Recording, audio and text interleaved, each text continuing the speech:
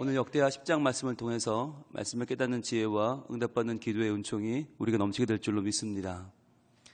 이제 어제로 솔로몬이 통치가 끝나고 죽었습니다. 40년의 통치가 끝났습니다. 역대기는 포로에서 돌아온 이스라엘 백성들이 다시 한번 하나님을 잘 섬기려고 어떻게 신앙을 세워야 될까, 신앙을 재건하는 과정에 쓰여졌다라고 했습니다.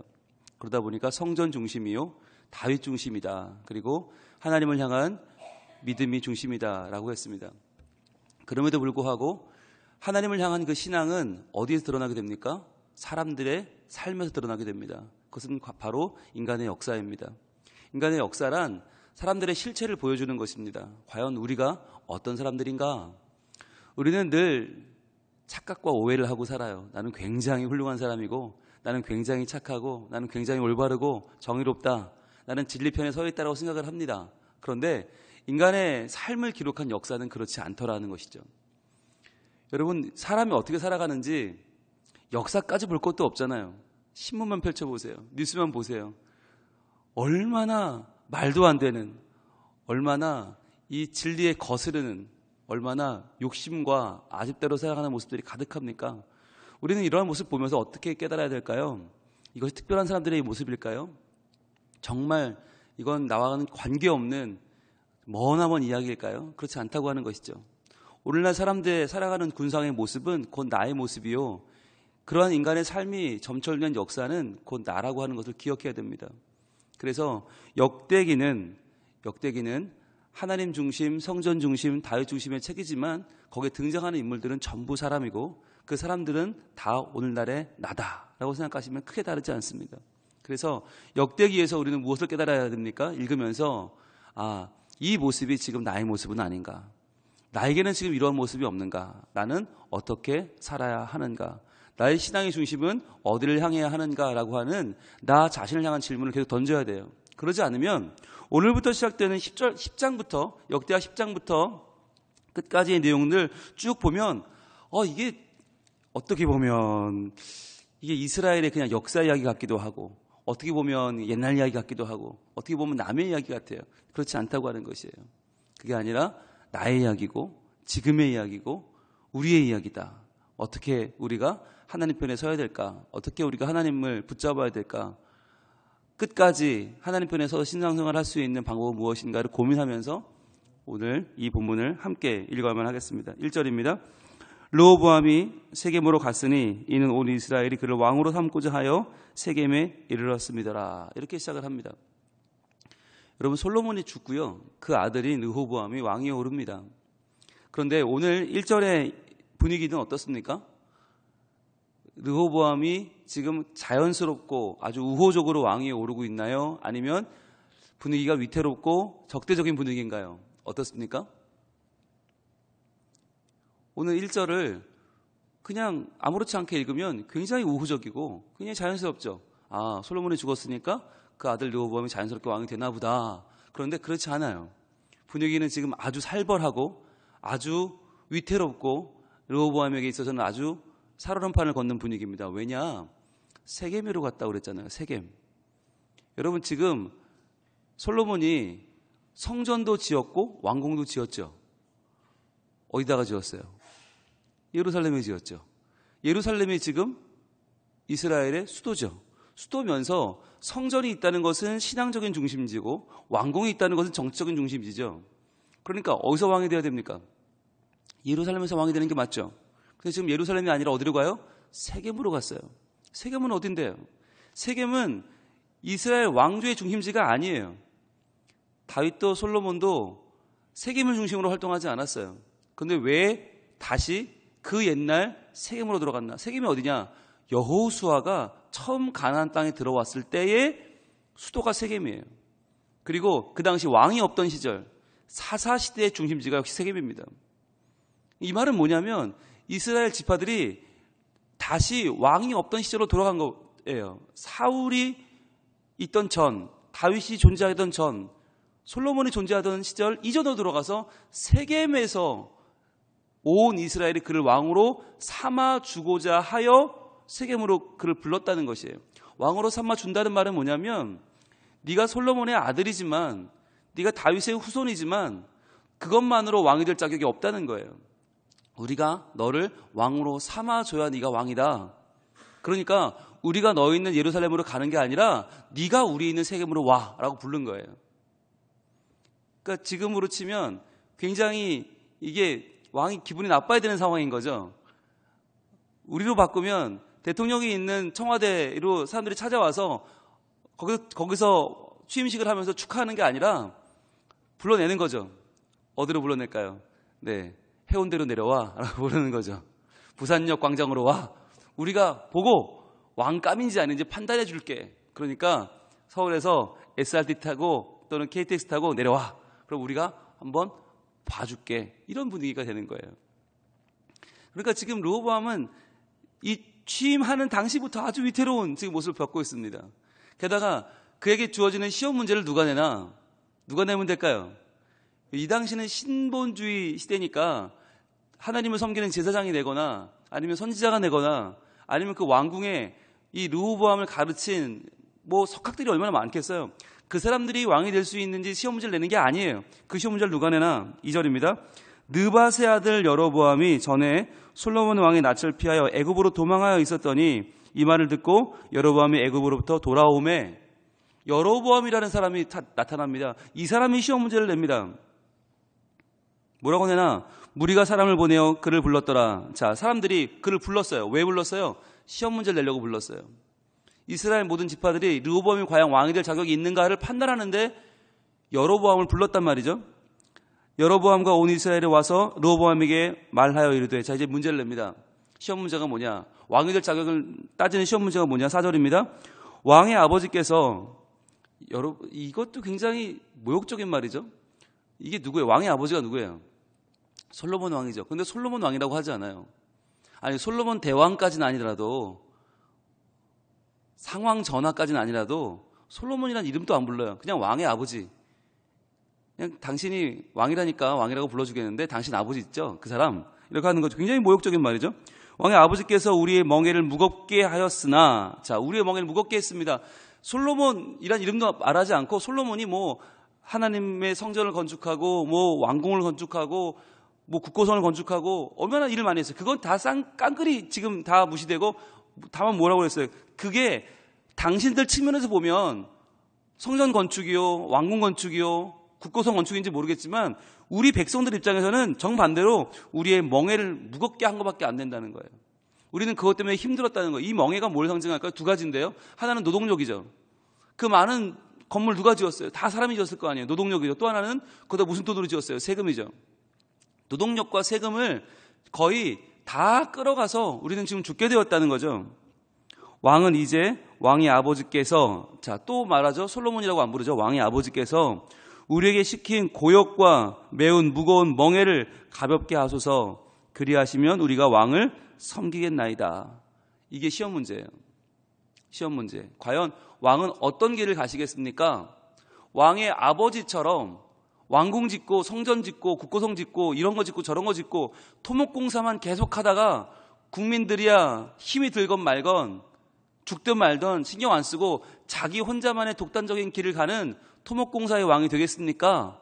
아니면 백성들을 돌보는 진정 우리 국민의 왕이 되겠습니까? 이게 시험 문제였던 거죠.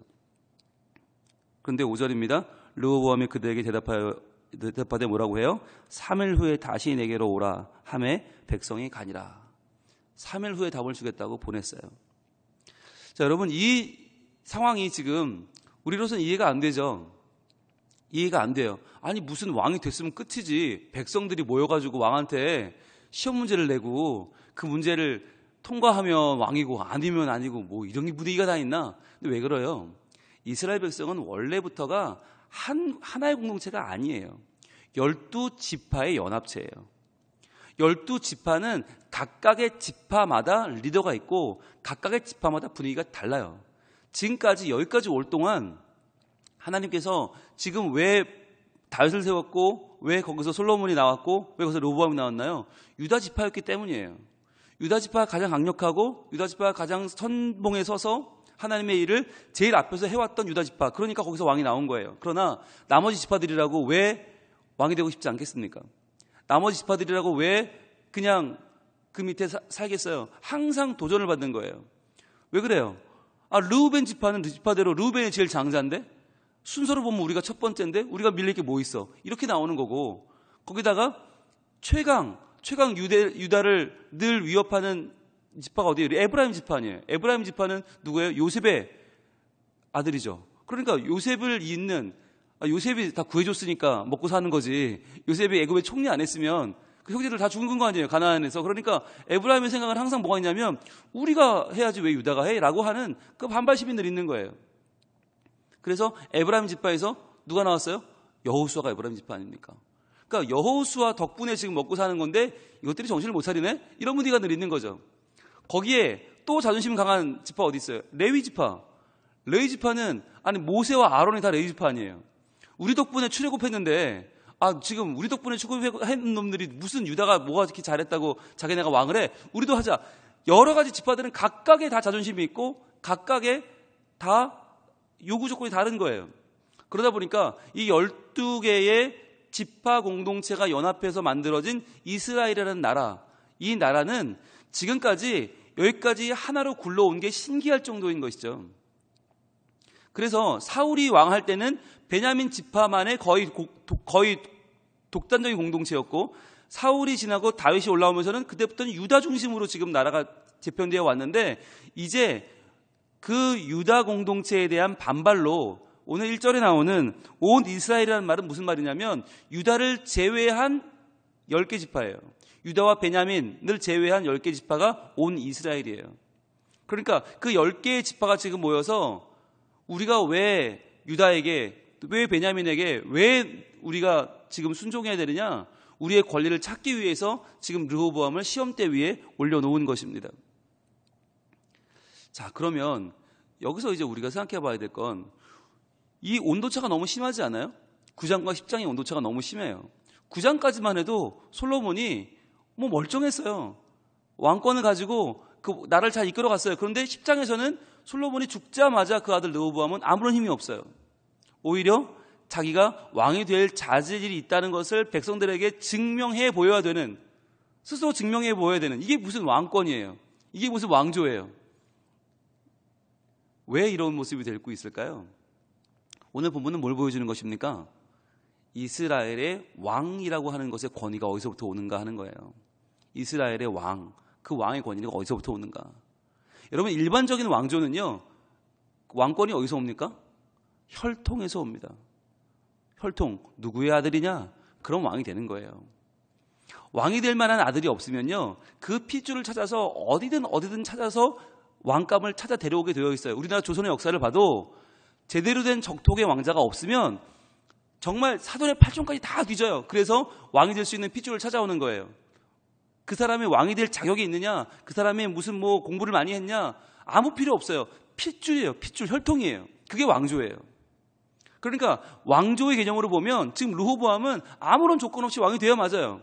왜? 아버지 솔로몬이 왕이니까, 할아버지 다윗이 왕이니까 자연스럽게 왕이 되는 게 맞아요. 그러나 르호보암은 지금 일반적인 왕조랑은 전혀 다른 길을 갑니다. 왜 그렇습니까? 이스라엘 왕조가 일반적인 세상의 왕조와는 다르다라는 것을 보여주는 것이죠. 그렇다면 이스라엘 왕조는 혈통이 아니라 무엇 중심입니까? 바로 하나님을 향한 믿음 중심이다. 하나님을 향한 신앙, 하나님을 향한 절대적인 신앙 중심으로 지금 왕조가 흘러내려온 것입니다. 그래서 하나님은 다윗을 왕 위에 세우신 것이고, 그 당시에 목자는 얼마나 소외된 사람이에요. 목자는 유대인들 사이에서 죄인이라고 그랬잖아요. 왜요? 안식일을 지킬 수 없으니까. 안식일에도 양을 돌봐야 되는 죄인. 그래서 형들 7명은 다 왕 뽑히는 자리에 가지만 막내 다윗은 가지도 못하는 그 죄인을 하나님이 들어 쓰셔서 왕 위에 세워주셨어요. 왜요? 그의 마음속에 있는 믿음을 보셨기 때문입니다. 하나님을 향한 전적인 의지와 하나님을 향한 사랑, 그게 담겨있는, 농축되어 있는 시가, 신앙 고백이 뭐예요? 시편 23편이죠. 여호와는 나의 목자시니 내게 부족함이 없으리로다. 온전히 하나님만 의지하고 하나님은 나의 인생의 목자로 고백했던 다윗을 하나님은 높이 드셔서 왕으로 삼아주셨죠. 그리고 그의 신앙을 하나님은 높이 보셨고 하나님의 성전을 짓고자 하는 그의 열심을 보셨어요. 그러나 그는 성전을 지을 적당한 때가 그는 되지 않았기 때문에 그의 아들 솔로몬 때에 가서 그 성전이 이루어질 것을 말씀하시고 그의 아들 솔로몬은 아버지의 유업을 이어서 성전을 완공합니다. 여기까지는 하나님을 향한 열심이 있었고 하나님을 향한 믿음이 있었단 말이죠. 그러나 솔로몬 말기에 가서 그 모든 하나님을 향한 신앙은 흔들려 버립니다. 왜죠? 외교 정책을 통해서 수많은 아내들을 외국 공주를 데려왔더니 그 공주들이 처음에는 티를 내지 않았어요. 그러나 시간이 지나면서 솔로몬이 약해지면서 하나님을 향한 신앙이 점점 약해지니까 그 여인들이 전부 자기네 제사를 드리기 시작한 거죠. 그래서 예루살렘이 이방의 도성이 되어버린 거죠. 이방 신들을 섬기는. 그렇게 되면서 이스라엘이 온통 신앙의 위기가 찾아오게 된 것입니다. 그러자 그 상황 속에서 왕이 되는 르호보암은 전혀 이스라엘의 왕으로서의 정통성을 인정받을 수 없는 상황이 된 것입니다. 이때부터 혼란이 몰려오게 된 것이죠. 그래서 여로보암은 왜 여기서 시험 문제 내는 사람은 등장을 합니까? 여로보암이 누군데요? 바로 하나님이 선지자 아히야를 통해서 그의 예언을 해주셨죠. 열왕기상 11장, 우리가 좀 오래됐는데 열왕기상 11장에 보면 하나님이 아히야를 통해서 이 여로보암에게 이스라엘의 10개 지파를 줌하고 약속하시는 장면이 나오게 됩니다. 한번 볼까요? 열왕기상 11장으로 한번 가봅니다. 여러분, 지금 이 열왕기상 11장이 역대기에서 제외가 되어 있어요. 이 전체가 다 누락이 되어 있어요. 왜 그러냐? 열왕기는 솔로몬의 잘못된 모습을 다 보여줬고 역대기는 감췄죠. 그러다 보니까 11장의 내용이 빠져 있는데 11장을 보면 열왕기상 11장 1절부터 한번 볼까요? 솔로몬 왕이 바로의 딸 외에 이방의 많은 여인을 사랑하였으니 곧 모압과 암몬과 에돔과 시돗과 헷 여인이라. 이 많은 사람들을 다 불러 모아서 그 여인들이 어떤 역할을 했어요? 2절, 여호와께서 일찍이 이 여러 백성에 대하여 이스라엘 자손에게 말씀하시기를 너희는 그들과 통혼하지 말며 그들도 너희와 서로 통혼하게 하지 말라. 그들이 반드시 너희의 마음을 돌려 그들의 신들을 따르게 하라 하셨으니 솔로몬이 그들을 사랑하였더라. 자, 하나님이 율법 가운데 그들과 통혼하지 말라고 했는데 지금 왕이 통혼을 해버리죠. 그러니까 하나님 율법을 정면으로 거역하는 거죠. 그러니까 솔로몬의 이러한 하나님을 향한 거역의 모습이 지금 역대기에는 빠져 있는 거죠. 자, 그러면서 어떻게 해요? 3절입니다. 왕은 후궁이 700명이요 첩이 300명이라 그의 여인들이 왕의 마음을 돌아서게 하였더라. 자, 이렇게 말년에 솔로몬은 그 마음이 이 1000명의 여인들에게 돌아서고 1000개의 우상을 따르는 사람이 되어버리죠. 그래서 4절입니다. 솔로몬의 나이가 많을 때에 그의 여인들이 그의 마음을 돌려 다른 신들을 따르게 하였으므로 왕의 마음이 그의 아버지 다윗의 마음 같지 아니하여 그의 하나님 여호와 앞에 온전하지 못하였으니. 여기서부터 이제 흔들리는 거죠. 이 왕조가 흔들리는 거죠. 그러니까 이스라엘 왕조는 핏줄이나 혈통이 중요한 게 아니라 하나님을 향한 자세, 믿음이 중요한데 그 믿음이 지금 온전히 흔들리고 있다라고 하는 거죠. 얼마나 심했나? 5절입니다. 이는 시돈 사람의 여신 아르스다롯을 따르고 암몬 사람의 가증한 밀곰을 따름이라. 풍요의 여신을 따라가고 자기 자녀를 불 속에 넣어버리는 그런 무지막지한 우상들을 지금 솔로몬이 따라가고 있다라고 하는 것입니다. 자, 그래서 그들을 제사하는 솔로몬에게 하나님은 그 마음이 떠났습니다. 그래서 14절에 보시면 여호와께서 에돔 사람 하닷을 일으킵니다. 이 하닷은 나중에 수리아의 왕이 됩니다. 튼튼하던 나라를 뒤흔드는 어마어마한 반란을 일으키는 거죠. 에돔 사람 하닷이 반란을 일으키고요. 그리고 또 23절 글로 갑니다. 보시면 하나님이 또 엘리야의 아들 르손을 일으킵니다. 르손은 나중에 다메섹의 왕이 됩니다. 지금 튼튼하던 국방을 흔들고 계십니다. 그러면서 누구를 세우셨는가? 26절에 드디어 여로보암이 등장하죠. 솔로몬의 신하 느밧의 아들 여로보암이 또한 손을 들어 왕을 대적하였으니. 자, 솔로몬을 대적하는 내부의 적이 생기죠. 여로보암입니다. 그는 에브라임 족속인 스레다 사람이요. 에브라임 족속, 그렇죠. 유다를 대적하는 10개의 이스라엘 공동체를 이끌어가는 리더는 에브라임입니다. 그곳에서 여로보암이 왕을 대적하였고요. 그의 어머니 이름은 수르야니 과보더라. 그가 손을 들어 왕을 대적하는 까닭은 이러하니라. 솔로몬이 밀로를 건축하고 그의 아버지 다윗의 성읍이 무너진 것을 수축하였는데, 즉 건축과 수축이죠. 이게 이유죠. 수많은 건축, 토목공사를 계속 벌이니까 백성들은 노역에 힘들고 세금을 수탈당하고 점점점 죽어가는데 왕은 신경 쓰지 않으니까. 그때 28절 이 사람 여로보암은 큰 용사라. 솔로몬이 이 청년의 부지런함을 보고 세워 요셉 족속의 일을 감독하게 하였더니, 자, 그는 요셉 족속의 지도자였죠. 그 즈음에 여로보암이 예루살렘에서 나갈 때에 실로 사람 선지자 아히야가 길에서 그를 만나니 아히야가 새 의복을 입었고 그 두 사람만 들에 있었더라. 자, 새 옷을 입었어요. 아히야의 새 옷은 새로운 나라를 상징하는 것이죠. 30절, 아히야가 자기가 입은 새 옷을 잡아 12조각으로 찢고 여로보암에게 이르되 너는 10조각을 가지라. 이스라엘 하나님 여호와의 말씀이 내가 이 나라를 솔로몬의 손에서 찢어 빼앗아 10지파를 내게 주고 오직 내 종 다윗을 위하여 이스라엘 모든 지파 중에서 택한 성읍 예루살렘을 위하여 한 지파를 솔로몬에게 주리니 이는 그들이 나를 버리고 시돈 사람의 여신 아스다롯과 모압의 신 그모스와 암몬 자손의 신 밀곰을 경배하며 그의 아버지 다윗이 행함같이 아니하여 내 길로 행하지 아니하며 나보기에 정직한 일과 내 법도와 내 율례를 행하지 아니함이니라. 이것이 하나님께서 그의 왕을 친히 세우시고 친히 그에게 요구하시는 하나님의 요구사항이죠. 그러나 이것을 솔로몬이 따르지 않았기 때문에 하나님은 아히야 선지자를 통해서 여로보암을 불러서 그에게 10개의 지파를 줌하고 지금 예언을 하십니다. 자, 이 예언이 있었기 때문에 이 예언이 이루어질 것을 보고 지금 이스라엘 사람들은 여로보암을 다시 부른 것이죠. 자, 솔로몬을 대적했으니까 솔로몬이 죽이려고 했겠죠. 그러니까 애국으로 도망갔죠. 그 도망갔던 여로보암을 지금 역대하 10장에서 다시 불러들인 것입니다. 다시 불러들여서 시험 문제를 냈어요. 그 시험 문제는 바로 당신은 당신의 아버지처럼 끝간데 없는 수탈과 백성들을 몰아붙이는 곳으로 갈 것입니까? 아니면 그렇지 않을 것입니까? 라고 하는 시험 문제를 내는 그런 시험 문제를 받게 되는 상황이 되는 거죠. 우리가 아는 것처럼 이 시험 문제에 어떻게 르호보암이 대답합니까? 나는 아버지보다 더 심하겠다. 아버지는 채찍으로 쳤으면 나는 전갈과 채찍으로 치겠다. 원로들의 말을 듣지 않고 젊은이들의 말을 듣고 르호보암은 더 강하게 나가죠.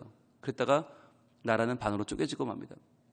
역대하 10장이 우리에게 보여주는 것은 하나님의 사람들이 어떻게 살아가야 되는가라고 하는 오늘날 우리의 모습을 말해주고 있는 것입니다. 다시금 돌아와서 이것은 단순한 역사가 아니라 단순한 사람들의 이야기가 아니라 우리의 이야기다. 우리가 하나님을 바르게 섬기고 우리가 하나님 앞에 바른 길을 가고 하나님의 주시는 그 길을 걸어갈 때 하나님은 우리의 지위를 확고하게 해주시고 하나님은 우리를 온전히 세워주십니다. 그러나 우리가 하나님의 사람이라고 해서 그 지위만 믿고 우리가 교만하여 하나님을 온전히 따르지 않고 세상을 바라보고 나아가면 우리의 지위는 언제든지 흔들려 버릴 것입니다. 언제든지 우리가 하나님 나라 백성이다, 우리가 하나님의 자녀다라고 하는 것은 언제든지 그것은 우리를 지켜주지 못할지 모릅니다. 왜냐하면 하나님을 온전히 따르는 믿음이 우리 인생에 가장 중요하기 때문에. 즉 내가 무엇을 이루었다, 내가 무엇이 되었다, 나는 이만하면 됐어, 그러니까 난 내 마음대로 이제 살 거야, 그게 아니라는 거예요. 신앙이란 계속해서 자기를 돌아보는 것이고 계속해서 하나님 편에 서는 것이다. 인생은 선택입니다. 르호보암에게도 선택이 주어집니다. 어떻게 하시겠습니까? 과연 아버지처럼 토목공사를 일삼으며 백성들을 괴롭힐 것입니까? 아니면 백성들을 사랑할 것입니까? 이 선택에서 르호보암이 백성들을 사랑하는 선택을 했다면, 온전한 선택을 했다면 역사는 달라졌겠죠. 그러나 르호보암은 잘못된 선택은 나라가 반으로 쪼개지고 그리고 그때부터 남북 이스라엘이 다 분열되는 결과를 가져왔단 말이죠. 우리에게도 마찬가지입니다. 우리에게도 오늘 선택의 순간들이 찾아옵니다. 시험 문제들이 찾아옵니다. 그 문제들을 어떻게 우리는 선택할 것입니까? 믿음의 선택을 할 것입니까? 아니면 나의 기분과 나의 욕심과 나의 고집대로 선택할 것입니까? 그 선택이 오늘 우리의 앞길을 결정할 것입니다. 하나님은요, 우리를 사랑하시기 때문에 우리를 로봇으로 지으지 않으셨어요. 하나님이 다 선택해 주지 않으세요. 선택하라고 말씀하십니다. 너희의 선택 가운데 내가 있겠다 하십니다. 너희가 나를 향해서 믿음의 선택을 하면 나는 너희와 함께 하겠다고 말씀하십니다. 하나님은 참 좋으신 분이세요. 우리를 존중해 주시고 우리를 기다려 주시고 우리를 바라봐 주시는 참 아버지십니다. 그 하나님 앞에 오늘 우리가 믿음의 선택을 하기를 원합니다. 오늘 만나는 모든 선택의 순간들 가운데, 오늘 만나는 모든 결단의 순간들 가운데 우리가 하나님의 길을 가겠습니다. 하나님이 주시는 믿음의 선택을 하겠습니다. 하나님 도와주시고 그 믿음의 선택을 할 수 있는 용기와 그 길을 걸어갈 수 있는 결단력과 의지와 용기와 희망과 능력을 끝까지 완수할 수 있는 내 모든 상황을 하나님 주관하여 주시옵소서. 기도할 때에 하나님께서 오늘도 우리와 함께 하시고 하나님 원하시는, 하나님 기뻐하시는 그 길을 걸어가는 우리가 되게 하실 줄로 믿습니다. 기도하겠습니다. 하나님, 솔로몬의 삶은 겉으로 보면 화려했지만 그 속으로는 점점 하나님을 떠나 세상 것을 사랑하고 자기의 지위를 당연하게 여기는 세상의 왕조가 되어버렸습니다. 하나님은 믿음의 왕조로 그를 세워주셨는데 솔로몬은 것을 잃어버리고 말았습니다. 그러자 그 모든 결과는 그의 아들 르호보암 때에 와서 모든 아픔으로 분열로 찾아오고 말았습니다. 하나님, 저희도 살아가는 인생 가운데에서 하나님을 믿되 하나님을 섬기되 그 마음이 흔들리거나 변치 않게 하여 주시옵소서. 하나님을 믿고 하나님을 붙잡았던 그 마음이 끝까지 하나님을 향하여 더욱더 믿음의 성찰을 하며 나를 돌아보며 하나님을 사랑하며 나아가는 믿음의 발걸음이 되게 하여 주시옵소서. 그리하여 오늘도 살아가며 만나는 모든 선택의 순간에 하나님의 믿음을, 하나님의 길을 선택하게 하시고 저희들 우리 삶의 참 지혜가 하나님께 있음을 고백하며 우리 주님께 의지하는 주의 백성으로 살게 하여 주시옵소서. 오늘도 이 새벽에 나와 간구하는 모든 하나님의 자녀의 기도에 귀를 기울여 주시고 하나님의 뜻대로 걸어가는 승리가 우리 삶에 있게 하여 주옵소서. 예수님 이름으로 기도합니다. 아멘.